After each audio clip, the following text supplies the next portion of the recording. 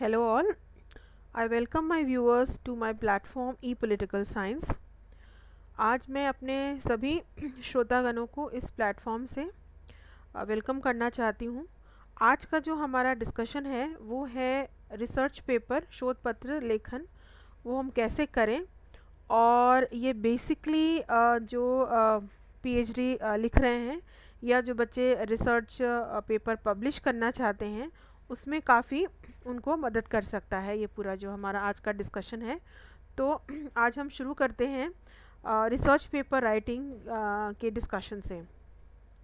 Writing a research paper can be a difficult task, but with careful planning and execution, you can produce a well researched and impactful paper. This process will help you in each step and will tell you how we can refine in making a research paper successful. शोध पत्र लिखना एक कठिन काम हो सकता है, लेकिन अगर हम सावधानीपूर्वक योजना और क्रियान्वयन के साथ एक अच्छी तरह से शोधित और प्रभावशाली पेपर तैयार करें तो हमें आगे रिसर्च पेपर की प्रक्रिया में काफ़ी मदद कर सकता है। Understanding the research paper writing process. Now, what are the key ingredients which are involved in writing a good research paper? First, we should understand that there is a need to select a topic. After we select a topic, there is a need for conducting preliminary research regarding the subtopics, the contents, and the subheadings, and the different parameters which are involved. Then we can formulate a central question, or if you are writing a PhD, we can work for formulating a thesis statement and hence outlining the paper. Now you can see in the screen that we are going to discuss two subtopics today in this discussion. First would be how to write a research paper, which would be involving the numerous steps, the multiple steps. Then the second part we are going to deal with the research method. Now first, when we are talking about the research paper writing, we also should understand what is the importance of research paper writing, key components of a research paper, selecting a research paper topic, conducting literature review, then determining the logical flow of the paper, outlining the research paper, writing the introduction, body and conclusion, writing and editing the research paper, and thus finalizing the paper. So today I am going to discuss the part 1 of this discussion series on how to write a paper, and then we would continue the rest of the research methods and methodology subtopics in the next section. Now we start with the main components of a research paper। और आज का जो हमारा discussion है ये bilingual है, तो दोनों ही मीडियम के जो बच्चे हैं, हिंदी इंग्लिश दोनों के, वो इससे लाभान्वित हो सकते हैं आज के हमारे डिस्कशन से। तो पहला जो है वो सबसे पहला जो है वो टाइटल है, दूसरा होता है abstract. Now when we are trying to locate the title should accurately represent the content of the research paper and catch the reader's attention. Then the second part is we have to identify the understudied areas, the areas which are less explored. So up the abstract provides a concise summary. Now when we are talking about abstract, what are the things which are involved in the abstract writing? Firstly, purpose. Secondly, methodology or method. Then the key findings, that is conclusion, and then the fourth is implication, that is future perspectives, how you are going to see the relevance of your research work in the future perspective, and then you can locate its implications there. Now introduction and background. Now when we are writing the introduction, when we are introducing the paper, the research paper, what are the things which we need to write down or locate within the introduction? First is we have to formulate a clear research question. Then the introduction should introduce the research topic, it should provide context and state the research problem or question. A clear research question should be formulated based on the research gaps and the priorities which are identified in the research process. it should be focused, specific, and it should guide the entire research process. A good research question should be answerable through research and should contribute to the knowledge on the topic. Then, ensuring the research question that it should be feasible and specific. It has to be feasible and it has to be specific. We have to narrow down the research question to a specific context. Then, the background section presents relevant literature and previous studies related to the research topic, establishing the need and significance of the current study. एक शोध पत्र के प्रमुख घटक. शीर्षक को शोध पत्र की सामग्री का सटीक रूप से प्रतिनिधित्व करना चाहिए और पाठक का ध्यान आकर्षित करना चाहिए. जैसा कि हम सभी जानते हैं कि जब हम रिसर्च करते हैं तो हमें किन बातों पे ध्यान रखना चाहिए. जो सबसे बहुत इम्पोर्टेंट जो यहाँ बात है वो है कि हमारा कम अध्ययन का क्षेत्र कौन सा है. कौन से ऐसे क्षेत्र हैं जहाँ पे अब तक शोध या तो हुए नहीं या कम किए गए. तो अगर हम इस एरिया को आइडेंटिफाई कर सकें तो बहुत अच्छा होता है, क्योंकि कम अध्ययन किए गए क्षेत्रों को पहचानने से हमारा रिसर्च का जो टॉपिक है वो और इजी हो जाता है और हम फाइनलाइज कर सकते हैं. तो सार शोध पत्र का संक्षिप्त सारांश प्रदान करता है. इसके उद्देश्य पर प्रकाश डालते हुए हमें क्रियाविधि जो हमारा मेथडोलॉजी होगा, मुख्य निष्कर्ष और आशय जो हमारा फ्यूचर पर्सपेक्टिव होगा, जैसा कि मैंने अभी इंग्लिश में वहाँ पे डिस्कस किया पिछली स्लाइड में. अब परिचय और पृष्ठभूमि. परिचय और पृष्ठभूमि इसीलिए कनेक्टेड है क्योंकि कई बार क्या होता है कि ये तो हमें ध्यान रखना है कि आप जब अपना एब्स्ट्रैक्ट लिख लें उसके बाद जैसे आप शुरुआत करेंगे तो आपने बैकग्राउंड नहीं लिखना. सब टॉपिक में बैकग्राउंड नहीं लिखना, आपको शुरुआत ही करना है परिचय से. हालांकि आप परिचय के अंदर जब आप इंट्रोडक्शन लिख रहे हैं उसके अंदर, क्योंकि इंट्रोडक्शन कहीं ना कहीं कुछ हिस्टोरिकल कॉन्टेक्स्ट से रिलेट करके बातों को शुरू करता है, तो उसमें आप पृष्ठभूमि दे सकते हैं.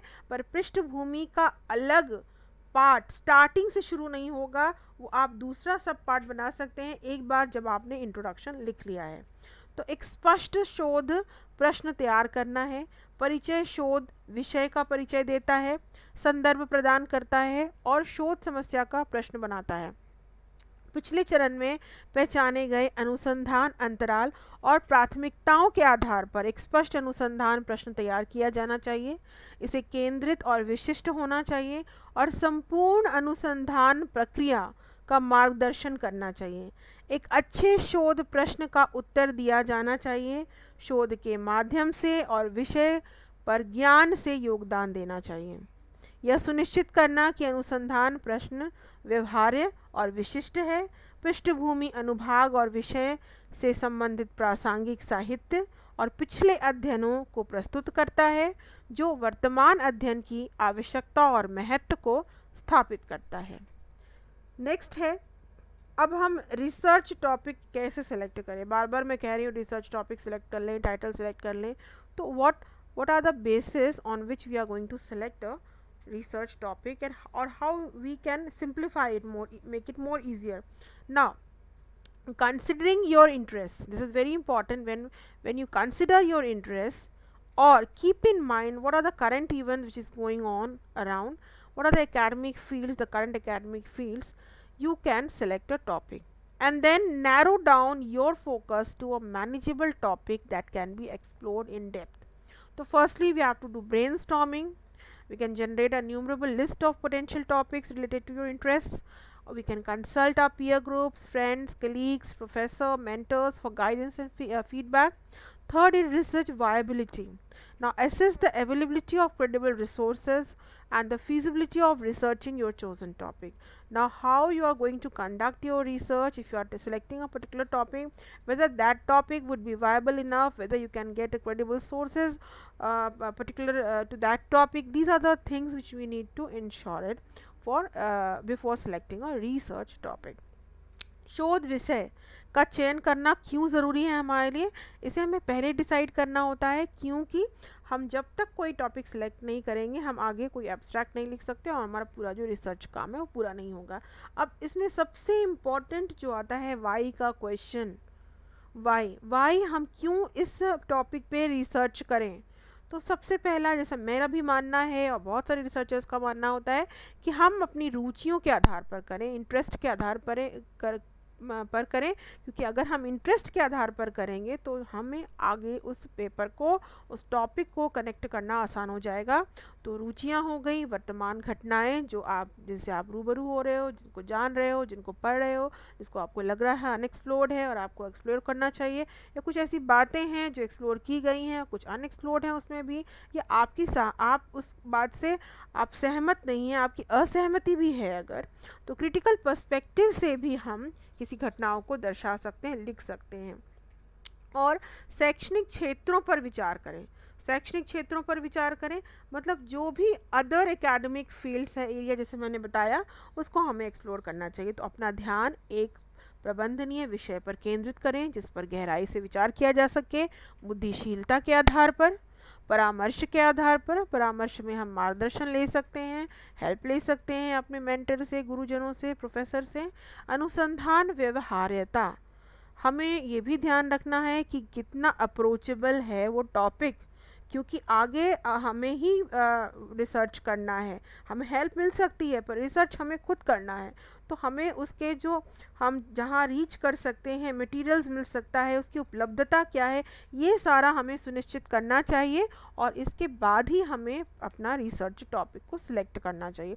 तो ये तो हो गए वो सारे केंद्र बिंदु जो रिसर्च टॉपिक सेलेक्ट करने के लिए या टॉपिक सेलेक्ट करने से पहले हमें ध्यान रखना है। अब जब हमने टॉपिक सेलेक्ट कर लिया तो या हम टॉपिक सेलेक्ट करने के पहले भी कुछ लिटरेचर रिव्यू भी कर सकते हैं। कई बार होता है कि हम सिनॉप्सिस बना रहे हैं, अपने पीएचडी की तैयारी कर रहे हैं, इंटरव्यूज़ दे रहे हैं, उसके लिए हम अपना रिसर्च पेपर तैयार करें, तो ऑब्वियसली रिसर्च पेपर तैयार करने के लिए हमें लिटरेचर रिव्यू करना पड़ेगा। तो लिटरेचर रिव्यू कितना इंपॉर्टेंट है और लिटरेचर रिव्यू हम कैसे करें, तो अब इसको भी मैं यहाँ पर डिस्कस कर रही हूँ। Finding relevant research materials, now utilizing academic databases and search engines. To find relevant research materials, academic databases and search engines can be utilized. Academic databases such as JSTOR, PubMed, and IEE Explore provide access to previewed articles, conference papers, and other scholarly resources. They allow researchers to search for specific keywords, authors, or topics to locate relevant literature. Search engines like Google Scholar, Microsoft Academic, Scopus can also be used to find research materials from different disciplines, including articles, theses, and dissertations. Now, secondly, exploring scholarly journals and publications. We also need to explore different journals, publications, and they have to be one important suggestion is they have to be reliable journals, authenticated journals, so that whenever you look into the sources or whenever you look into the literature, that could be relied on and you have to ensure about that reliability. So we have to explore the journals, publications, many discipline specific, could be interdisciplinary journals, published research articles that are peer reviewed and they contain valuable insights. Researchers can browse through the tables of content or access the articles directly through journal databases or subscriptions. Additionally, exploring specialized publications such as conference proceedings and working papers can help uncover current and ongoing research in a particular field. एक साहित्य समीक्षा का संचालन करना। अब जब हम साहित्यिक समीक्षा कर रहे हैं तो उसके लिए हम क्या क्या पहले हमें देखना पड़ेगा। पहले तो प्रासंगिक अनुसंधान सामग्री ढूंढना है हमें। उसके बाद शैक्षणिक डेटाबेस और खोज इंजन का हम उपयोग कर सकते हैं। फॉर एग्जांपल, प्रासंगिक अनुसंधान सामग्री खोजने के लिए एकेडमिक डेटाबेस और खोज इंजन का उपयोग किया जा सकता है, जैसे JSTOR हो गया, PubMed हो गया, IEE एक्सप्लोर हो गए। जैसे एकेडमिक डेटाबेसेस पूर्वालोकन के लिए, लेखों के लिए, सम्मेलन पत्रों और अन्य विद्वानों के संसाधनों तक पहुँच प्रदान करते हैं। वे शोधकर्ताओं और को प्रासंगिक साहित्य का पता लगाने के लिए विशिष्ट कीवर्ड, लेखकों या विषयों की खोज करने की अनुमति देते हैं। गूगल स्कॉलर, माइक्रोसॉफ्ट एकेडमिक और स्कोपस जैसे खोज इंजनों का उपयोग लेखों, थीसिस और शोध प्रबंधों सहित विभिन्न विषयों से अनुसंधान सामग्री खोजने के लिए भी किया जा सकता है। विद्वान पत्रिकाओं और प्रकाशनों की खोज, कई बार हमें जो है, मैंने जैसे बताया कि रिलायबल हमें खोज इंजन, रिलायबल हमें पत्रिकाओं, शोध के जो प्रकाशन हैं उनको हमें अपना ध्यान केंद्रित करना पड़ता है ताकि हम कहीं ना कहीं उस पर रिलाई कर सकते हैं। तो सामग्री की तालिकाओं के माध्यम से या सीधे जर्नल के डेटाबेस भी हम देख सकते हैं के माध्यम से कई बार लेखों तक पहुँचे या सदस्यताएं। इसके अतिरिक्त विशेष प्रकाशनों जैसे कि सम्मेलन की कार्यवाही हो गई और कामकाजी कागज की खोज से किसी विशेष क्षेत्र में वर्तमान और चल रहे शोध को उजागर करने में हमें मदद मिल सकती है। अब तीसरा पॉइंट है जो सबसे बहुत इम्पॉर्टेंट है, वो है creating an annotated bibliography. Now, why we need to create an annotated bibliography? Because it is a important and very important step while we are writing a research paper, as it involves an unmarizing and evaluating each source in a bibliography, highlighting their relevance, credibility and contribution to the research. Annotations can include a brief summary, critical analysis and insights on how the source supports or contradicts the research argument. Annotated bibliographies serve as a reference tool, and they help in organizing research materials for citation and incorporation into the paper. Now, the fourth point is assessing credibility and reliability of sources. Now, how do we come to know that this particular source is reliable or it is credible enough to refer? So, now when conducting research, it is crucial to assess the credibility and reliability of sources. And how we are going to do it? So it involves evaluating the author's qualifications. Now one can analyze that also, affiliations, which institutional affiliation is there, so that one can come into the conclusion that since this is a reliable affiliation, one can refer to that particular article or journal. And expertise in this field, one should also consider the reputation of the publishing platform or journal, peer reviewed articles, academic books, and reputable conference proceedings are generally considered more reliable. Additionally, assessing the objectivity and potential bias of the source is important to ensure a balanced perspective. अगर हम तीसरा यहाँ पे point देखें, तो जो तीसरा point है वो बहुत इम्पॉर्टेंट है, वो है एक एनोटेटेड ग्रंथ सूची बनाना शोध पत्र लेखन प्रक्रिया में एक मूल्यवान कदम है। इसमें ग्रंथ सूची में प्रत्येक स्रोत का सारांश और मूल्यांकन करना होता है, उनकी विशेषताओं पर प्रकाश डालना शामिल होता है, प्रासंगिकता, विश्वसनीयता और अनुसंधान में योगदान। एनोटेशन में संक्षिप्त विवरण शामिल हो सकता है, सारांश, आलोचनात्मक विश्लेषण और इस पर अंतर्दृष्टि की स्रोत किस प्रकार इसका समर्थन करता है या इसका खंडन करता है। शोध तर्क, एनोटेटेड ग्रंथ सूची एक संदर्भ उपकरण और सहायता के रूप में कार्य करती है। उदाहरण और पेपर में शामिल करने के लिए अनुसंधान सामग्री को व्यवस्थित करना। अब स्रोतों की विश्वसनीयता का हमें आकलन करना है। अब स्रोतों की विश्वसनीयता को हम कैसे यहाँ पे आकलन कर सकते हैं? अनुसंधान करते समय स्रोतों की विश्वसनीयता का आकलन इसलिए भी ज़रूरी है क्योंकि इससे हमें लेखक की योग्यताएं, संबंधदाताओं और क्षेत्र में विशेषज्ञता का मूल्यांकन करना होता है। किसी को प्रकाशन मंच या पत्रिका की प्रतिष्ठा पर भी विचार करना चाहिए। सहकर्मी द्वारा समीक्षा जो किए गए लेख हैं, एकेडमिक किताबें हैं, प्रतिष्ठित सम्मेलन की कार्यवाही को आमतौर पर अधिक विश्वसनीय माना जाता है। इसके अतिरिक्त वस्तुनिष्ठता और संभावित पूर्वाग्रह का भी आकलन करना होता है। संतुलित परिप्रेक्ष्य सुनिश्चित करने के लिए ये सारे स्रोत जो हैं काफ़ी महत्वपूर्ण होते हैं। Now we come to the idea how we are going to collect the data and what are the methodology that we can highlight or we can outline while we are collecting the data. Now it describes the participants data collection process and any statistical or analytical techniques which is employed in the study. In research paper writing, a clear and concise method is very important for outlining the processes used to conduct the study. Detail the research design, data collection methods, and analysis techniques clearly to ensure transparency and reproducibility. By articulating these elements effectively, readers can understand the validity and reliability of your research findings. Now, once we have selected the methodology and we have also thought about the data collection, now we are going to analyze the data and then we have to present our research findings. Now, upon completing the research process, the next step is analyzing and presenting your findings effectively. Now, how we are going to do it? Organize and interpret the data logically, utilize tables. You can go for graphs, pie charts, visuals to enhance more clarity. Deliver a coherent narrative that ties back to your research questions and objectives, showcasing the significance and implications of your discoveries. कार्यप्रणाली और data संग्रह. जब हम data एक बार collect करते हैं या हम डिसाइड कर लेते हैं कि हमारा ये रिसर्च मेथड की प्रणाली होगी और इसके आधार पर हम डेटा संग्रह करेंगे, तो इसके साथ साथ हमें किन बातों को और ध्यान रखना चाहिए. यह प्रतिभागियों, डेटा संग्रह प्रक्रियाओं और अध्ययन में नियोजित किसी भी सांख्यिकी या विश्लेषणात्मक तकनीक का वर्णन करता है. शोध पत्र लेखन में अध्ययन करने के लिए उपयोग की जाने वाली प्रक्रियाओं की रूपरेखा के लिए एक स्पष्ट और संक्षिप्त पद्धति महत्वपूर्ण है. पारदर्शिता और प्रतिलिपि प्रस्तुत करने योग्यता सुनिश्चित करने के लिए अनुसंधान डिज़ाइन, डेटा संग्रह विधियों और विश्लेषण तकनीकों का स्पष्ट रूप से विवरण देना चाहिए. इन तत्वों को प्रभावी ढंग से व्यक्त करके पाठक अपने शोध निष्कर्षों की वैधता और विश्वसनीयता को समझ सकते हैं.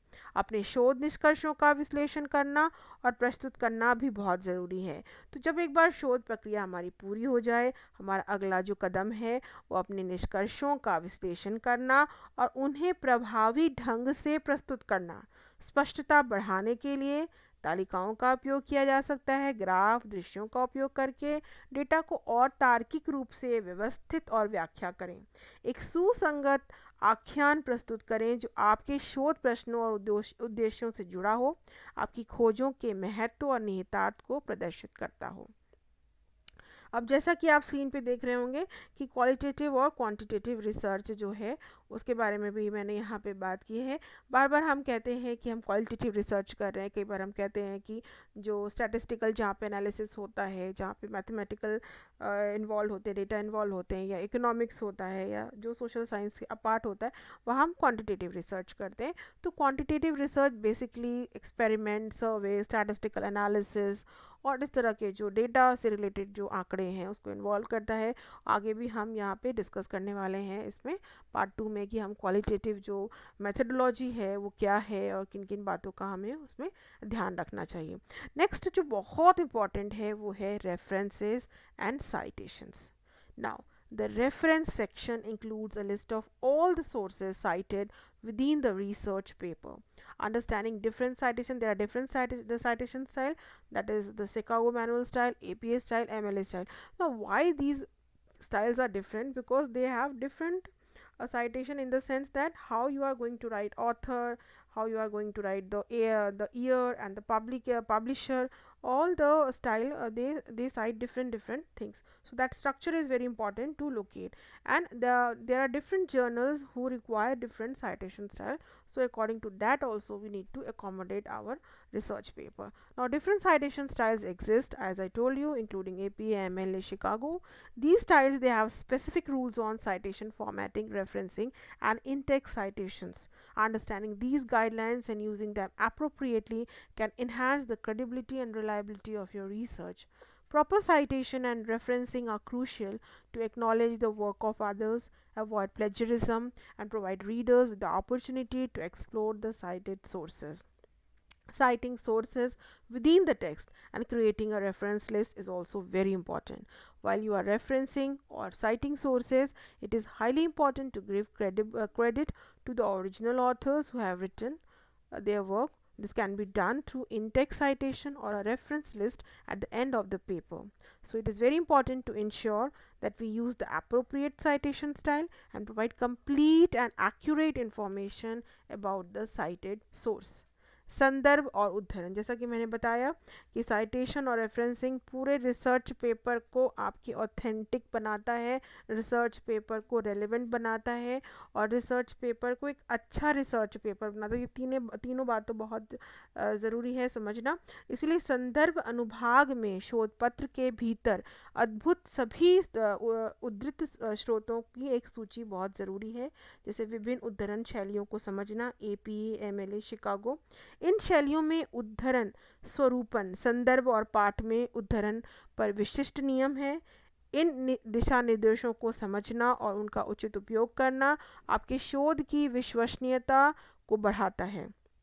उचित उद्धरण और संदर्भ दूसरों के काम को स्वीकार करने, साहित्यिक चोरी से बचने और पाठकों को उद्धृत स्रोतों का पता लगाने का अवसर प्रदान करने के लिए बहुत ही महत्वपूर्ण है। पाठ के भीतर स्रोतों को हमें समझना, उसकी सूची बनाने से हमें क्या मदद मिलती है कि कहीं ना कहीं हम जो है पारदर्शिता और विश्वसनीयता को सुनिश्चित कर सकते हैं। अब जो हमारा दूसरा जो पार्ट आएगा, ये how to write a research paper, उसमें मैं किस तरह से हम इंट्रोडक्शन लिखें, क्या हमारा बॉडी पार्ट होना चाहिए, कंक्लूजन्स का आधार क्या होगा और उसके साथ साथ किस तरह के रिसर्च मेथडोलॉजी हैं, क्या इन्वॉल्व करते हैं और क्वांटिटेटिव क्वालिटेटिव मेथड क्या है और अदर मेथडोलॉजीज, इन सब चीज़ों की हम चर्चा नेक्स्ट जो हमारा सीक्वल होगा how to write a research paper, उसमें हम करेंगे। और so I would like to thank you all for listening so patiently. If you have any question, you can put a comment and I will get back to you very soon. Thank you students. God bless you.